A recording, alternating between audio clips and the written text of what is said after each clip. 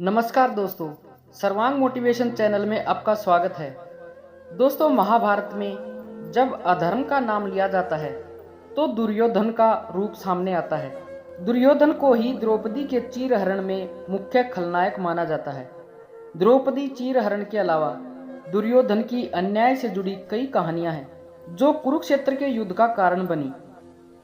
लेकिन क्या आप जानते हैं कि दुर्योधन के जन्म लेने के बाद ही एक व्यक्ति को पता था कि दुर्योधन कौरवों के विनाश का कारण बनेगा। तो चलिए जानते हैं आज की इस वीडियो में कि कौन था वह व्यक्ति। धृतराष्ट्र की पत्नी गांधारी को महर्षि वेदव्यास ने 100 पुत्र होने का वरदान दिया, लेकिन ऐसा उल्लेख है कि गांधारी 9 महीने की बजाय 2 साल तक गर्भवती रही। बाद में प्रसव के दौरान 1 मास का लोथड़ा हुआ, यानी गांधारी को एक भी संतान नहीं हुई। इससे वह घबरा गई। फिर व्यास जी को बुलाया गया। व्यास जी ने कहा कि चिंता ना करें, आपके पुत्र अवश्य होंगे। उन्होंने कहा कि मांस के लोथड़े को 101 हिस्सों में विभाजित कर प्रत्येक टुकड़े को अलग अलग घड़ों में रखें और उनमें घी भर दें। राजा धृतराष्ट्र ने ऐसा ही किया। तब जाकर उन 101 घड़ों में शिशुओं का विकास हुआ। सबसे पहले दुर्योधन का जन्म हुआ, उसके बाद दुशासन का जन्म हुआ। धीरे धीरे इसी तरह उन सभी घड़ों से एक एक बच्चा निकला। उन्हें ही कौरव कहा गया। कुल 101 घड़ों में से 100 लड़के पैदा हुए। वहीं 101वें घड़े में एक लड़की हुई जिसका नाम दुशाला रखा गया। वह 100 कौरवों की अकेली बहन थी। इस प्रकार गांधारी से 100 कौरवों समेत एक कन्या का जन्म हुआ। में सबसे पहले कुंड में से जो बच्चा निकला था उसे बड़ा मानते हुए उसका नाम दुर्योधन रखा गया।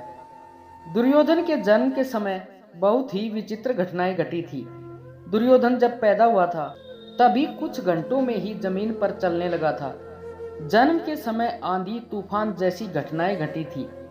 आसमान में चारों तरफ अंधकार छा गया था और बहुत तेज बारिश होने लगी थी।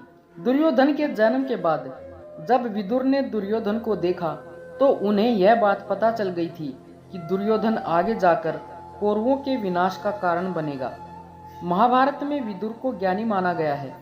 उनकी कही बात विदुर नीति के नाम से आज भी प्रसिद्ध हैं। विदुर को दुर्योधन की क्रूरता के बारे में पता चल गया था, इसलिए उन्होंने धृतराष्ट्र और गांधारी को दुर्योधन को त्यागने के लिए भी कहा था। विदुर ने बच्चे को दूर भेजने के लिए कहा था। जब विदुर ने दुर्योधन को देखा तो उन्होंने गांधारी से कहा कि आगे जाकर दुर्योधन अपनी क्रूरता और अत्याचारों की वजह से दुनिया भर में कुख्यात होगा, इसलिए आपको समय रहते इस बच्चे को हस्तिनापुर से कहीं दूर भेज देना चाहिए। कई अन्य पौराणिक कथाओं में यह भी कहा जाता है कि विदुर ने क्रूर दुर्योधन का वध करने का सुझाव भी दे दिया था, लेकिन गांधारी और धृतराष्ट्र ऐसा करने के लिए तैयार नहीं हुए।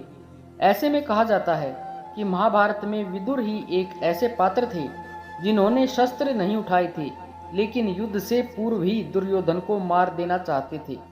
विदुर ने युद्ध में भाग नहीं लिया था, लेकिन फिर भी वे ज्ञानी योद्धा माने जाते हैं, क्योंकि वे सभी योद्धाओं को धर्म, कर्म और नीतियों का ज्ञान देते थे।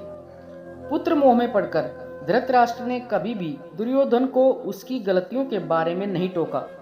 इसी वजह से दुर्योधन की क्रूरता बढ़ती चली गई और उसने अपने भाइयों के साथ मिलकर पांडव पुत्रों पर बहुत ही अत्याचार किए। जब दुर्योधन और उसके भाइयों के अत्याचारों की पराकाष्ठा हो गई तो अंत में महाभारत का युद्ध हुआ। दोस्तों, आशा है इस वीडियो से आपको काफ़ी ज्ञान मिला होगा। कृपया अपने सुझाव कमेंट में अवश्य बताएं और अगर वीडियो अच्छी लगी हो तो वीडियो को लाइक व शेयर करें और चैनल को सब्सक्राइब करना ना भूलें। धन्यवाद।